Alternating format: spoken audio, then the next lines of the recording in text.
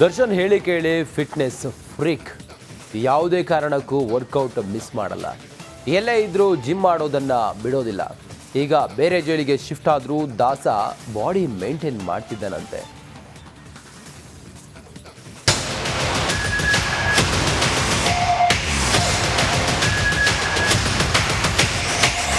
ದರ್ಶನ್ 6 ಅಡಿ ಕಟ್ಔಟು, ಒಳ್ಳೆ ಜಬರ್ದಸ್ತ್ ಮೈಕಟ್ಟು, ಜಿಮ್ನಲ್ಲಿ ಹೆವಿ ವರ್ಕೌಟು. ಶೂಟಿಂಗ್ನಲ್ಲಿದ್ರು ಸಾಯಿ, ಜೈಲಲ್ಲಿದ್ರು ಸಾಯಿ, ವರ್ಕೌಟ್ ಮಿಸ್ಸೇ ಇಲ್ಲ.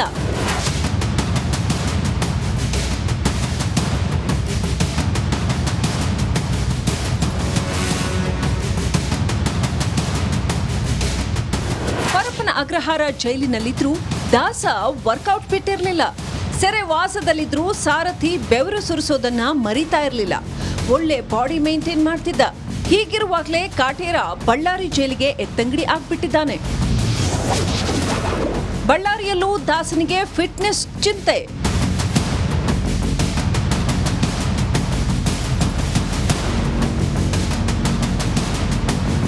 ಬಳ್ಳಾರಿ ಜೈಲಿಗೆ ಹೋದ್ರೂ ದರ್ಶನ್ಗೆ ತನ್ನ ಫಿಟ್ನೆಸ್ನದ್ದೇ ಚಿಂತೆಯಾಗಿದೆ. ಬಳ್ಳಾರಿ ಕಾರಾಗೃಹದಲ್ಲೂ ಪೊರ್ಕಿ ಬಾಡಿ ಮೇಂಟೈನ್ ಮಾಡ್ತಿದ್ದಾನೆ. ಅನ್ನ ಚಪಾತಿ ಬಿಟ್ಟು ದರ್ಶನ್ ಮುದ್ದೆ ತಿಂತಿದ್ದಾನೆ. ಹೇಗಾದ್ರೂ ಮಾಡಿ ತನ್ನ ಫಿಟ್ನೆಸ್ ಕಾಪಾಡಿಕೊಳ್ಬೇಕು ಅಂತ ಪರದಾಡ್ತಿದ್ದಾನೆ.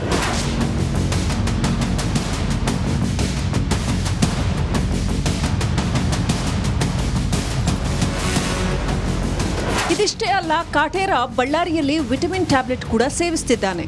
ಮಾನಸಿಕವಾಗಿ ಕುಗ್ಗಿ ಹೋದ್ರೂ ಬಾಡಿ ಮೇಂಟೈನ್ ಮಾಡೋಕೆ ಹರಸಾಹಸ ಪಡ್ತಿರೋದು ಮಾತ್ರ ಸುಳ್ಳಲ್ಲ. ರೇಣುಕಾರಾಧ್ಯ, ಬಳ್ಳಾರಿ, ರಿಪಬ್ಲಿಕ್ ಕನ್ನಡ.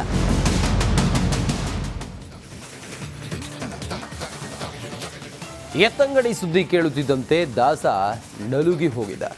ಬಳ್ಳಾರಿ ಜೈಲಿಗೆ ಶಿಫ್ಟ್ ಆಗ್ತಿದ್ದಂತೆ ಪೊಟ್ಕಿ ಕುಗ್ಗಿ ಹೋಗಿದ್ದ. ಆದರೆ ಹೆಂಡತಿ ದರ್ಶನ ಮಾಡುತ್ತಿದ್ದಂತೆ ಕಾಟೇರನ ಮುಖದಲ್ಲಿ ಮಂದಹಾಸ ಮೂಡಿದೆ.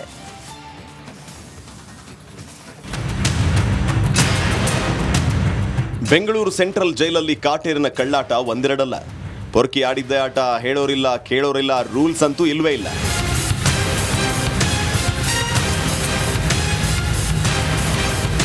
ಹೀಗೆ ಜೈಲಲ್ಲೂ ಜಾಲಿಯಾಗಿದ್ದ ಜಗ್ಗುದಾದ ಬಳ್ಳಾರಿ ಜೈಲ್ಗೆ ಎತ್ತಂಗಡಿಯಾಗಿದ್ದಾನೆ. ಪರಪ್ಪನ ಅಗ್ರಹಾರದಲ್ಲಿ ತಂಪಾಗಿದ್ದ ದಾಸ ಬಳ್ಳಾರಿ ಜೈಲಲ್ಲಿ ಬೆವರುತ್ತಿದ್ದಾನೆ. ದೇಶದ 2ನೇ ಅತಿ ಕಠಿಣ ಜೈಲು ನೋಡಿ ಅಯ್ಯ ತಂಡ ಹೊಡೆದಿದ್ದಾನೆ.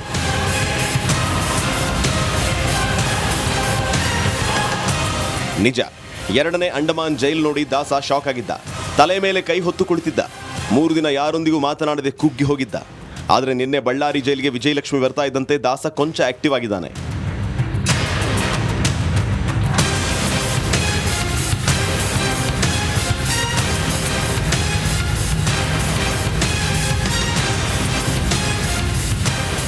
ನಿಜ, ಪತ್ನಿಯ ದರ್ಶನವಾಗ್ತಾ ಇದ್ದಂತೆ ಪೊರ್ಕಿ ಮುಖದಲ್ಲಿ ಮಂದಹಾಸ ಮೂಡಿದೆ. 3 ದಿನಗಳ ಬಳಿಕ ಕೊನೆಗೂ ದರ್ಶನ್ ತನ್ನ ಸೆಲ್ನಿಂದ ಹೊರಬಂದು ವಾಕ್ ಮಾಡ್ತಿದ್ದಾನೆ. ನೊಂದ ಜೀವಕ್ಕೆ ಧರ್ಮಪತ್ನಿ ವಿಜಯಲಕ್ಷ್ಮಿ ನಿಜಕ್ಕೂ ಚೈತನ್ಯ ತುಂಬಿ ಹೋಗಿದ್ದಾರೆ. ಬೆಂಗಳೂರು ಜೈಲಲ್ಲಿದ್ರೂ ಅದೇ ಮಮತೆ, ಬಳ್ಳಾರಿ ಜೈಲಿಗೆ ಹೋದ್ರೂ ಅದೇ ಮಮಕಾರ. ಪತಿಯನ್ನು ನೋಡೋದಕ್ಕೆ ವಿಜಯಲಕ್ಷ್ಮಿ ಪರದಾಟ.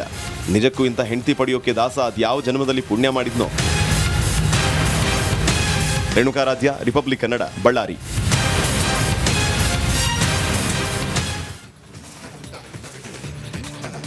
ಪರಪ್ಪನ ಅಗ್ರಹಾರದಲ್ಲಿ ಬಿಂದಾಸ್ ಲೈಫ್, ಪ್ರಭಾವಿಗಳ ದೆಸೆಯಿಂದ ರಾಜನಂತಿದ್ದ ಕಾಟೇರ ಈಗ ಬಳ್ಳಾರಿ ಜೈಲಲ್ಲಿ ಕುಗ್ಗೋಗಿದ್ದಾನೆ.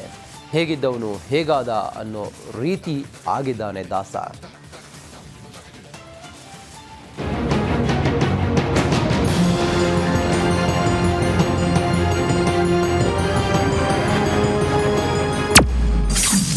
ಬಳ್ಳಾರಿ ಜೈಲಲ್ಲಿ ದಾಸ ಪರದಾಟ. ಹೇಗಿದ್ದ ಕಾಟೇರ ಹೇಗಾದ? ಪರಪ್ಪನ ಅಗ್ರಹಾರ ಜೈಲಲ್ಲಿ ದರ್ಶನ್ಗೆ ಎಲ್ಲಾ ರೀತಿ ವ್ಯವಸ್ಥೆ ಇತ್ತು ಅಂತ ಹೇಳಲಾಗಿತ್ತು. ಅದಕ್ಕೆ ಪೂರಕ ಅನ್ನುವಂತೆ ಕೈಯಲ್ಲಿ ಕಾಫಿ ಮಗ್, ಇನ್ನೊಂದು ಕೈಯಲ್ಲಿ ಸಿಗರೇಟ್ ಇದ್ದ ಫೋಟೋ ಕೂಡ ರಿಲೀಸ್ ಆಗಿತ್ತು. ಇದಲ್ಲದೆ ರಾಜಾತಿಥ್ಯ ಕೂಡ ನೀಡಲಾಗ್ತಾ ಇತ್ತು ಅಂತ ಆರೋಪವೂ ಇದೆ.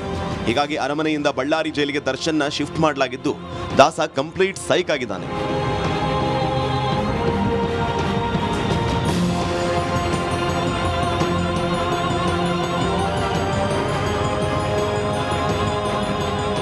ಪರಪ್ಪನ ಅಗ್ರಹಾರದಲ್ಲಿ ಮಂತ್ರಿ ಅಂತಿದ್ದ ಬಾಸ್ ಬಳ್ಳಾರಿಗೆ ಬಂದ ಮೇಲೆ ರಾಜನಂತೆ ಇರ್ತಾರೆ ಅಂತ ಅಭಿಮಾನಿಗಳು ಹೇಳ್ತಾ ಇದ್ರು. ಆದರೆ ಬಳ್ಳಾರಿ ಜೈಲಲ್ಲಿ ದಾಸನ ಆಟಕ್ಕೆ ಫುಲ್ ಬ್ರೇಕ್ ಹಾಕಲಾಗಿದೆ. ಚಿಕ್ಕ ಕೋಣೆಯಲ್ಲಿ ಒಂದು ಬೆಡ್ಶೀಟ್, ಅಲ್ಲೇ ಟಾಯ್ಲೆಟ್, ಒಂದು ತಟ್ಟೆ ಅಷ್ಟೇ ನೀಡಲಾಗಿದೆ. ಯಾವುದೇ ಸ್ಪೆಷಲ್ ಟ್ರೀಟ್ಮೆಂಟ್ ಇಲ್ಲದೆ Darshan ಕಂಗಾಲಾಗಿದ್ದಾನಂತೆ.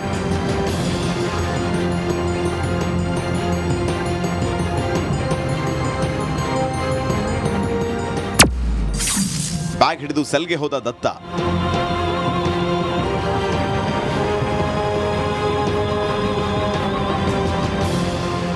No cigarette, no rowdy friends, no video call, ಎಲ್ಲ ಬಂದ್. ದರ್ಶನ್ಗಾಗಿ ಪತ್ನಿ ವಿಜಯಲಕ್ಷ್ಮಿ ತಂದ 2 ಬ್ಯಾಗ್ ಬಟ್ಟೆಗಳನ್ನ ತಾನೇ ತನ್ನ ಸೆಲ್ಗೆ ಹೊತ್ತೊಯ್ದಿದ್ದಾನೆ. ಬಹುಶಃ ಇಷ್ಟು ವರ್ಷದಲ್ಲಿ ಸಿನಿಮಾಗಳಲ್ಲಿ ಬಿಟ್ಟರೆ ನಿಜ ಜೀವನದಲ್ಲಿ ಒಮ್ಮೆಯೂ ಹೀಗೆ ಬ್ಯಾಗ್ ಹಿಡಿಯದ ದಾಸ ಜೈಲಲ್ಲೇ ತನ್ನ ಕೆಲಸ ತಾನೇ ಮಾಡಿಕೊಳ್ಳುವಂತಹ ಪರಿಸ್ಥಿತಿ.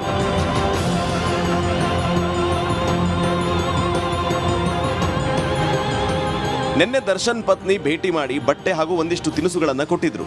ಭೇಟಿಯ ಬಳಿಕ ಪುನಃ ಸೆಲ್ಗೆ ಹೋಗುವಾಗ ಜೈಲು ಅಧಿಕಾರಿಗಳು ನೀವೇ ನಿಮ್ಮ ಬ್ಯಾಗ್ ತೆಗೆದುಕೊಂಡು ಹೋಗಿ ಅಂತ ಮುಲಾಜಿಲ್ದೆ ಹೇಳಿದ್ರು. ಇದಕ್ಕೆ ಮರು ಮಾತನಾಡದೆ ಬ್ಯಾಗ್ ಹಿಡಿದು ದರ್ಶನ್ ಹೋಗಿದ್ದಾರೆ. ಎಲ್ಲ ದಿಮಾಕು, ದರ್ಪ ಎಲ್ಲದಕ್ಕೂ ಕಾಕಿ ಫುಲ್ ಸ್ಟಾಪ್ ಇಟ್ಟಿದೆ. ರೇಣುಕಾರಾಧ್ಯ, ರಿಪಬ್ಲಿಕ್ ಕನ್ನಡ, ಬಳ್ಳಾರಿ.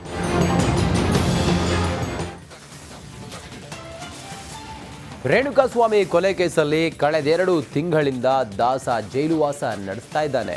ಪರಪ್ಪನ ಅಗ್ರಹಾರದಲ್ಲಿ ರಾದ್ಧಾಂತ ಮಾಡಿ ಬಳ್ಳಾರಿಗೆ ಶಿಫ್ಟ್ ಆಗಿದ್ದಾನೆ. ಡಿ ಗ್ಯಾಂಗ್ ವಿರುದ್ಧ ಚಾರ್ಜ್ ಶೀಟ್ ಸಲ್ಲಿಸಲು ಖಾಕಿ ಸಜ್ಜಾಗಿದೆ.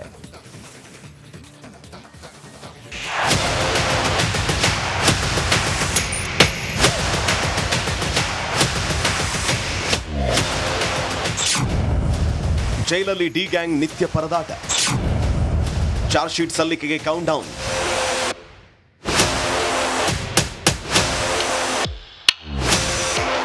ರೇಣುಕಸ್ವಾಮಿ ಕೊಲೆ ಕೇಸಲ್ಲಿ ಕಂಬಿ ಹಿಂದೆ ಬಿದ್ದಿರೋ ಡಿ ಗ್ಯಾಂಗ್ಗೆ ಮುಂದೇನಾಗುತ್ತೆ ಅನ್ನೋ ಆತಂಕವೇ ಹೆಚ್ಚಿದೆ. ಜೈಲ್ ಸೇರಿ 2 ತಿಂಗಳಾದರೂ ಆರೋಪಿಗಳಲ್ಲಿ ಯಾವುದೇ ಪಶ್ಚಾತ್ತಾಪ ಇಲ್ಲ. ಈ ಮಧ್ಯೆ ದಾಸ ಸೇರಿ ಇತರೆ ಆರೋಪಿಗಳು ಬೇರೆ ಬೇರೆ ಜೈಲ್ಗೆ ಶಿಫ್ಟ್ ಆಗಿದ್ದು, ಇತ್ತ ಕೇಸ್ ಸಂಬಂಧ ಚಾರ್ಜ್ ಶೀಟ್ ಸಲ್ಲಿಸುವುದಕ್ಕೆ ಖಾಕಿ ಸಜ್ಜಾಗಿದೆ.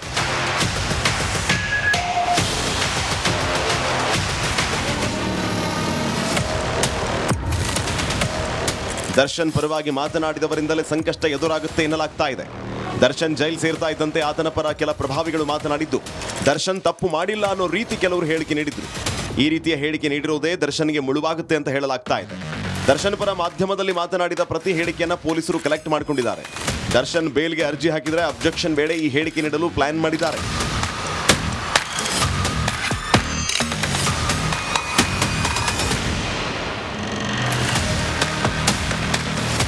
ಚಾರ್ಜ್ ಶೀಟ್ ಸಲ್ಲಿಕೆ ಆಗ್ತಾ ಇದ್ದಂತೆ ಜಾಮೀನು ಅರ್ಜಿ ಹಾಕೋದಕ್ಕೆ ದರ್ಶನ್ ತಯಾರಿ ನಡೆಸಿದ್ದಾನೆ ಎನ್ನಲಾಗ್ತಾ ಇದೆ. ದರ್ಶನ್ ಅರ್ಜಿ ಸಲ್ಲಿಕೆ ಮಾಡ್ತಾ ಇದ್ದ ಹಾಗೆ ಅಬ್ಜೆಕ್ಷನ್ ಹಾಕೋದಕ್ಕೆ ಪೊಲೀಸರು ಕೂಡ ಸಿದ್ಧತೆ ನಡೆಸಿದ್ದಾರೆ. ಹೀಗಾಗಿ ರೌಡಿ ಶೀಟರ್ ಜೊತೆ ಫೋಟೋ ಹಾಗೂ ದರ್ಶನ್ ಪರ ಪ್ರಭಾವಿಗಳ ಹೇಳಿಕೆಗಳಿಂದಲೇ ಸಂಕಟ ಎದುರಾಗುವ ಸಾಧ್ಯತೆ ಇದೆ. ಅಬ್ಜೆಕ್ಷನ್ ವೇಳೆ ಎಲ್ಲಾ ಹೇಳಿಕೆ ಮೆನ್ಷನ್ ಮಾಡಿ ಬೇಲ್ ನೀಡದಂತೆ ಮನವಿಯನ್ನ ಮಾಡಲಿದ್ದಾರೆ.